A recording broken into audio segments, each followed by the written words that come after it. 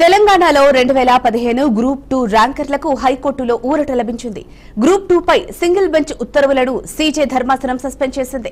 ఈ మేరకు మధ్యంతర ఉత్తర్వులు జారీ చేసింది.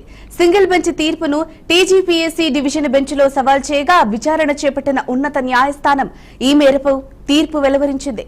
2015-16 గ్రూప్ 2 ను రద్దు చేస్తూ ఇటీవల హైకోర్టు సంచలన తీర్పు వెలువరించిన సంగతి తెలిసిందే. నాటి ఎంపిక జాబితాను కొట్టివేసింది. హైకోర్టు డివిజన్ బెంచ్ తీర్పు సాంకేతిక కమిటీ సిఫార్సులకు విరుద్ధంగా డబుల్ బిల్లింగ్ అనగా డబుల్ బబ్లింగ్, వైట్నర్ వినియోగం, తుడిపివేతలున్న పార్ట్ బి పత్రాలను పునర్మూల్యాంకనం చేయడం చెల్లదని పేర్కొంది. హైకోర్టు తీర్పు సాంకేతిక కమిటీ సిఫార్సులకు విరుద్ధంగా వ్యవహరించే అధికారం తెలంగాణ పబ్లిక్ సర్వీస్ కమిషన్ కు లేదని తేల్చి చెప్పింది. జవాబు పత్రాల్లో ట్యాంపరింగ్ జరిగిందని స్పష్టంగా కనిపిస్తున్నప్పుడు వాటిని పక్కన పెట్టకపోవడం కమిషన్ వైఫల్యమేనని తేల్చి చెప్పింది. 2019 అక్టోబర్ 24న ఇచ్చిన ఫలితాలు ఏకపక్షమని, చట్ట విరుద్ధమని వాటిని రద్దు చేసింది.